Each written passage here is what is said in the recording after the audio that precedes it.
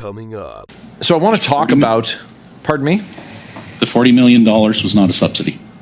Sir, you're correcting something that I didn't say. So let's just get off on the right foot here. I referred to it as regulatory relief. $40 million in regulatory relief. Did you receive $40 million in regulatory relief? We received $40 million in relief through the elimination of a tax. Okay. So I have a sense of how this is going to go. So let's go. Would the viewership this year be higher or lower than last year? There has been a consistent erosion in viewership in broadcast media in this country for a number of years. It's falling year over year. I wonder why, when you get caught putting things on the air that you then have to admit never actually happened. I can understand why. You have asserted that there was no intent to mislead. To simply say you disagree isn't good enough. No one believes you. This Guy's Garage. Like and subscribe.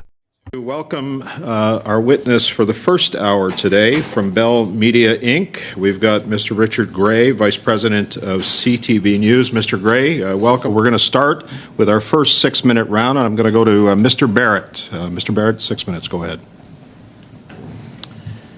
Sir, how much money does Bell Media or CTV News receive in annual subsidies from Justin Trudeau's Liberal government? Unlike the CBC, CTV nor CTV News receive any subsidies from the government. In fact, we're required to spend at least 30% of our annual revenue each year, which amounts to $1.2 billion since 2011 on Canadian programming expenditures.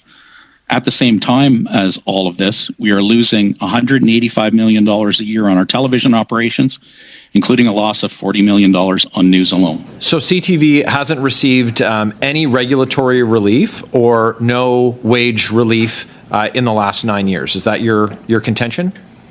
We receive no subsidies from the government. The question was regulatory relief or subsidies for wages in the last 9 years? So there was a decision made by the federal government recently that amounted to having a $40 million impact on Bell Media, but it was not a subsidy. It was, in fact, the elimination of a tax on our revenues that had existed since 1997. $40 million in regulatory relief. I will skip ahead of you, and $122 million in subsidies for wages. So I want to talk about, pardon me? The $40 million was not a subsidy. Sir, you're correcting something that I didn't say. So let's just get off on the right foot here. I referred to it as regulatory relief. $40 million in regulatory relief. Did you receive $40 million in regulatory relief? We received $40 million in relief through the elimination of a tax. Okay. So I have a sense of how this is going to go. So let's go. We've seen a lot of examples of CTV activism masquerading as journalism. And I want to give you a couple examples of that. On May 29th of this year, you published a story that was titled, "Poilievre Panned for Video Saying Canadians Fleeing for Nicaragua." Now, of course, this story was about the leader of the opposition talking to Canadians who are suffering after 9 years of a government whose economic vandalism has made it all but impossible for millions of Canadians to survive here. But on April the 2nd, just days later, when RBC releases a report on housing trends and affordability, toughest time ever to afford a home as soaring interest costs keep raising the bar, again detailing the results of 9 years of life under the NDP Liberals, we don't see that. We don't see a story. I don't have a story to offer you from CTV on that, which speaks to the experience that Mr. Poilievre had related about those Canadians. And then, of course, we have the most recent example of the blatant disinformation spread by your network. This disinformation that was perpetrated on Canadians was spread across your platforms, where instead of the message that Mr. Poilievre had given, which is what we hear from millions of Canadians, and that's the need for a carbon tax election when Canadians can't afford to eat, heat, or house themselves. You altered it to, you altered that quote from Mr. Poilievre into one that reflected talking points from Justin Trudeau's Prime Minister's office.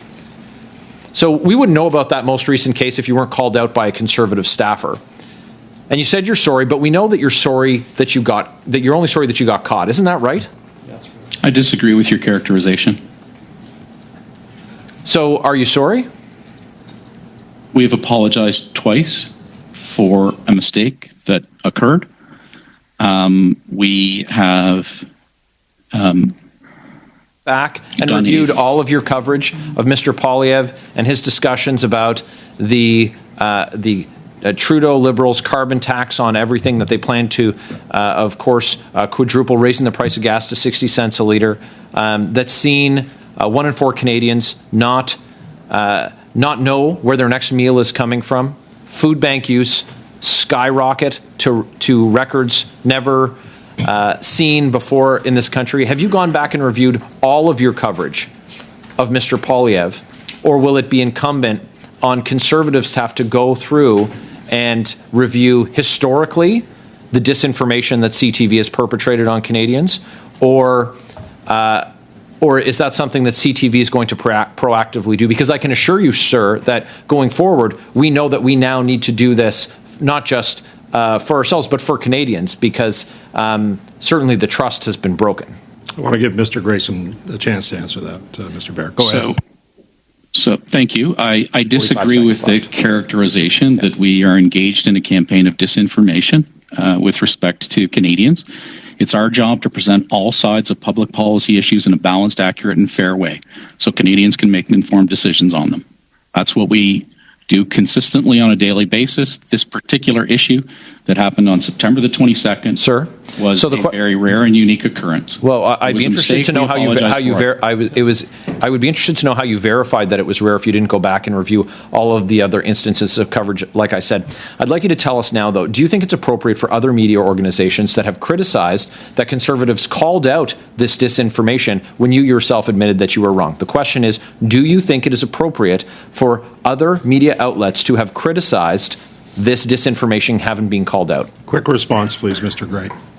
It's not for me to suggest how other media outlets operate. My job is to manage CTV News. Long time now, Mr. Gray, the Conservative Party leader has been attacking mainstream media and journalists with the intention to mislead and to make Canadians believe that news networks that they have trusted before are no longer trustworthy. Can you comment on the dangers that this presents to the state of Canada's information ecosystem and our democracy? It's critically important that there be absolute trust in all of our institutions. Both the media and our government. And there has been a general erosion in that trust over the last number of years. I think that is due to public statements by political leaders such as Pierre Poilievre.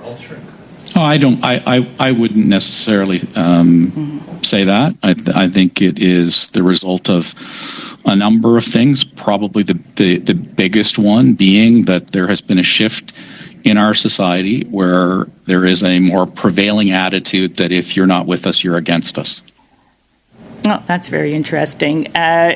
How then are these risks then exasperated when a situation such as the one with CTV News, as discussed earlier, happens? In other words, this if you're not with us, you're against us kind of attitude. So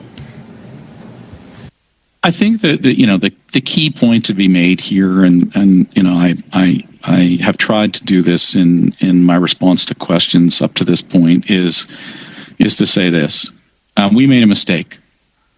It was a mistake that was impossible to foresee. We apologized immediately. We took follow-up steps to ensure that our standards were being met It was determined that they weren't. We, as a result of that, made the decision that the 2 employees involved would no longer be part of CTV News or Bell Media, Okay. and then we apologized again. Thank you. So what well. steps do CTV News journalists and newsroom managers typically take to ensure that aired reports meet the current journalistic and ethical standards? It's through that vetting process that I described earlier. And typically, how many people would be involved in that process? That vetting process it depends on the nature of the story. Minimally, it would be one senior manager who reviews a particular story. It could be as many as 2 or 3, depending upon the nature of the story. We also might actually also have a lawyer review the story, depending upon the particulars of it. I just want to get a sense for the culture, the workplace culture there. But back in February, Bell Canada laid off 6% of its workforce. This immediately impacted CTV News. You're on the record in a story reported to say that multi-skilled journalists would replace news correspondents and technician teams reporting to CTV National News. So would these 2 people be considered multi-skilled journalists? No, actually, these 2 individuals would have been constructing a story in what I'm going to call our more traditional format. It is the style that we continue to apply for our teams in Toronto and Ottawa, largely because of the nature of the jobs that they do. They cover stories in more depth, in more detail. They are often involved in media scrums where there are multiple interviewers, and there is the more likelihood that the stories that are covered in Toronto and Ottawa could potentially involve hundreds of people live on location. So I want to get to the heart of the matter. I know that you are in a very fast-paced environment. Certainly the journalists would be in a fast-paced environment. Was it the case through your obviously your dismissal process? And I want to mention to you that being at committee covers you from, you have privilege to speak without it being held against you in civil proceedings. So perhaps you could talk about this. Is it the case that these people were just racing, cutting corners perhaps to meet a deadline? Were they under pressure? I'm still concerned with the points that my friend from the block brought up about the motive, because I'll tell you, sir, on the face value of it, even though this impacted the Conservative Party, of which I have no ideological alignment with, it is still very concerning as it undermines faith, not just in media, but in our democracy. So can you help us understand in your exit interviews, what was the motive specifically? The motives were different in each case. So in the first case, the clip was altered to take out the reference to the carbon tax, with the explanation given that the story was being reduced in length for time. There was no specific ask of that reporter to alter their story for time. And it was explained to us that that reporter believed that it was understood that the clip's nature was about the carbon tax election. With 15 seconds left, can you summarize the other side of it? Yes. There was a technical error in our original record that prevented the video from being presented as was. The editor took this step to manipulate the audio so that the video could cover it. How long had these 2 been working? Were they experienced? Was like, because there is a highly experienced. They were both highly experienced. And so I would put to you that I would echo the concern of my Conservative counterpart that if this was something they felt comfortable doing in this instant, what is to say that they hadn't done it in other instances? As I've said a couple of times, This is the first time I have ever seen anything like this occur in a newsroom in my 33 years experience working with television news. Okay. How would they know to have done? Thank you. You know we're over, Mr. Green. I appreciate it. Thank you. I was just pressing my luck. That concludes our first round. I did allow extra time in that first round, given the fact that we do have one witness here. I'm going to try to keep it a little bit tighter in the second round. I want to welcome Mr. Scheer to committee. Mr. Scheer, you have 5 minutes. Go ahead, sir. Oh, God. Thank you very much, Mr. Chair. I just have to go back to what you said. You said that the clip was altered. You showed Canadians something that never happened. And you're telling me now that there was no intent to misinform Canadians, and that the reason for that altering of a clip was because it had to be cut down for time. So the words that were cut out were carbon tax election. Okay, now I just timed myself. That took about 1.2 seconds. So you're telling me that there was no intent to misinform Canadians and they had to cut this down for length, and that it would be understood that the quote from the Conservative leader was about a carbon tax election, even though you removed the words carbon tax election. Can you understand how we're having a very difficult time accepting that? So I want to be clear.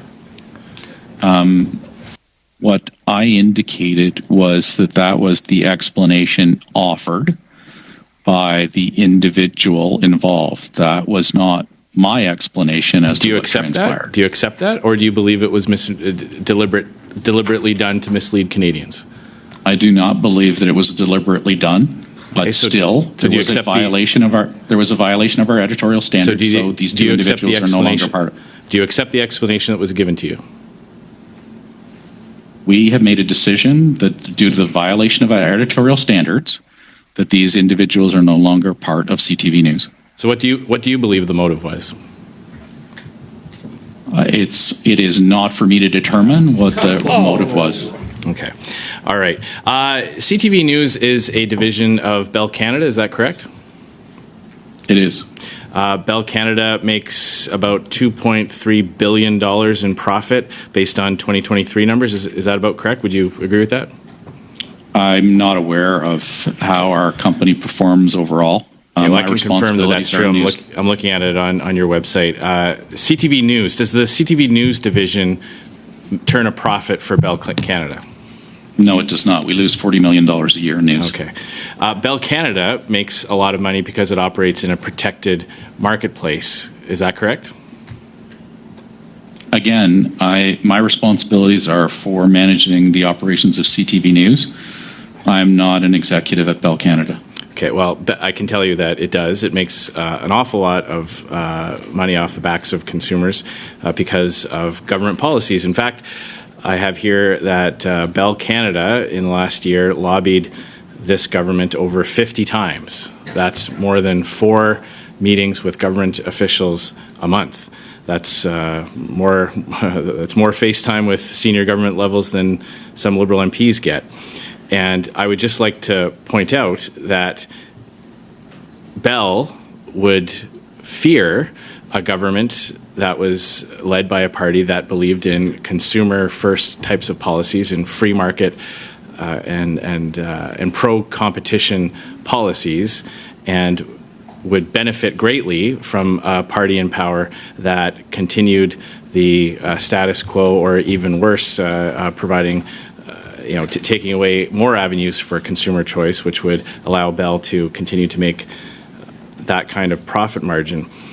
Is CTV News's viewership increasing or decreasing year over year? Would the viewership this year be higher or lower than last year? There has been a consistent erosion in viewership in broadcast media in this country for a number of years. It's falling year over year. I wonder why, when you get caught putting things on the air that you then have to admit never actually happened. I can understand why viewership as well as trust would erode. I can give you a couple of specific. Sorry, I only have about a minute left, so I just want to make understand one thing. Does CTV News have a diversity target? Our goal is to reflect Canada, and the current visible minority percentage in this country, according to the 2021 census, is 26%. Do you have a target for diversity of political viewpoints at CTV News? It's our job, as I said earlier, to present all sides of public policy issues in a balanced, accurate, and fair way. That doesn't answer the question. Do you have a specific policy to ensure that the editorial direction, the journalists, and the producers at CTV News reflect the Canadians' political spectrum? It's not the job of journalists to reflect the Canadian political spectrum. It's our job to present stories in an unbiased, balanced, accurate, and fair way. No, but you're telling me you have no way of determining whether or not the producers, the editors, and the journalists all have the same liberal bias. You have no way to determine that. Quick response, Mr. Gray, please. Our team do not have a liberal bias. Okay.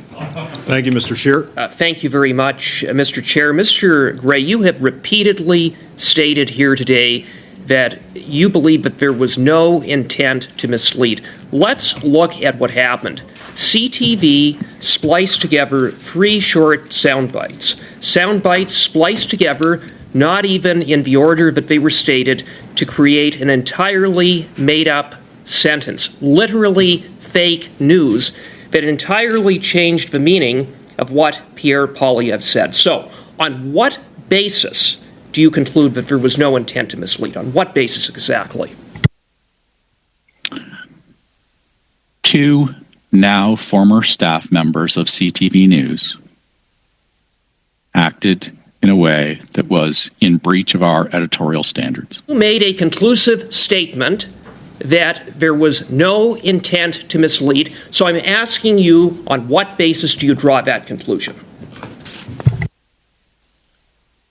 Based on 33 years of experience, and this being the first and only Mr. time Gray, no one anything like believes this you. has And ever you said, for example, that the employee who altered the video, one of the 2 employees, said that he or she believed that it would be understood to be about the carbon tax election.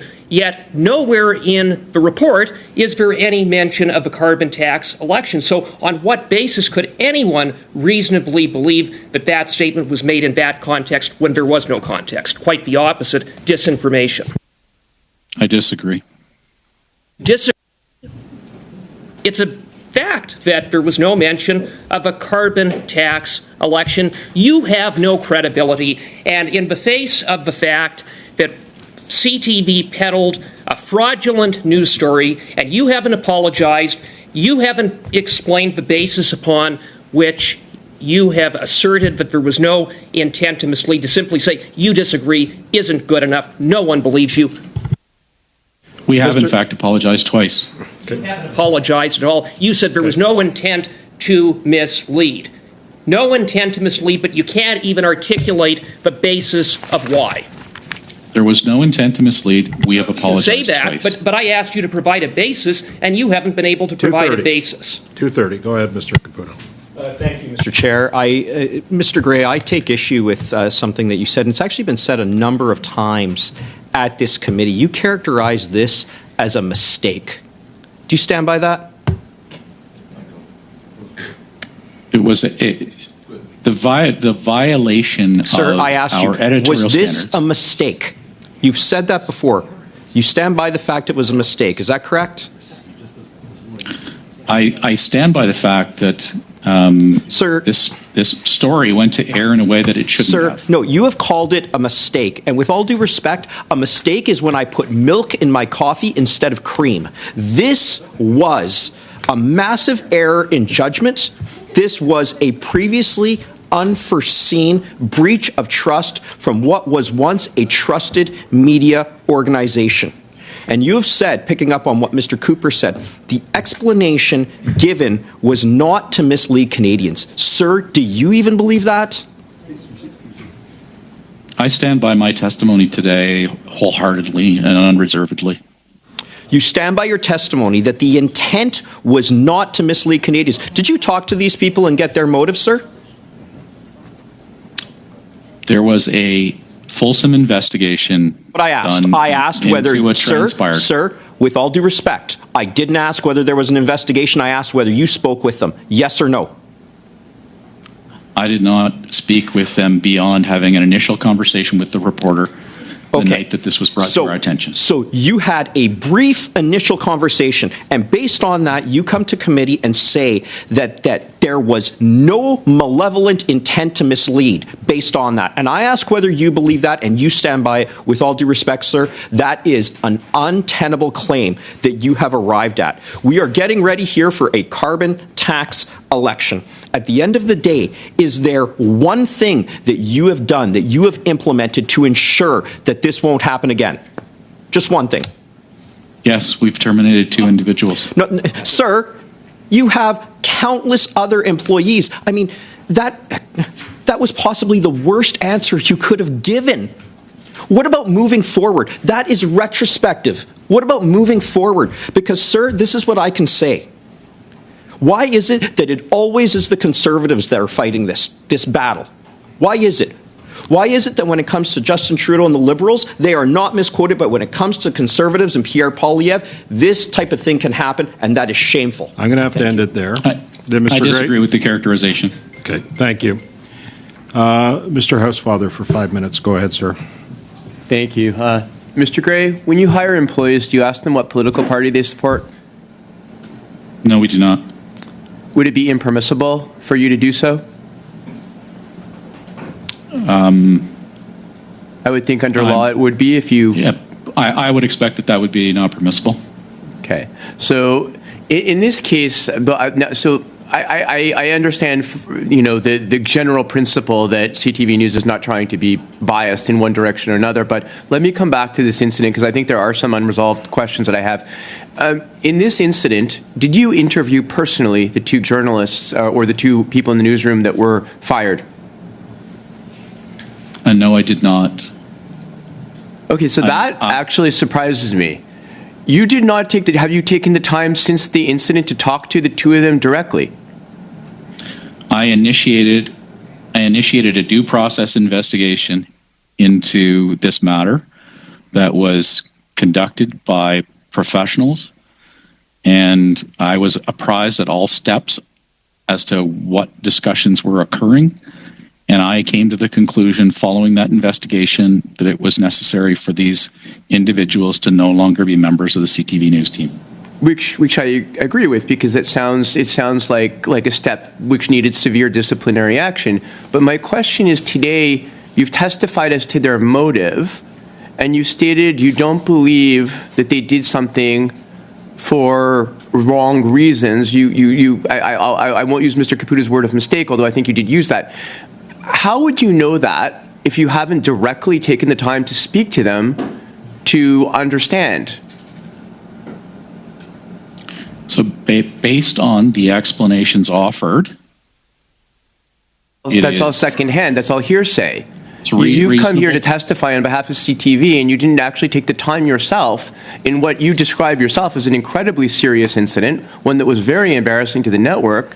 Why wouldn't you have not personally taken the time to meet with these 2 people to understand? Have you reviewed previous footage of this reporter and of this producer to check to see whether they did this in any other occasion? Have you gone back to previous footage?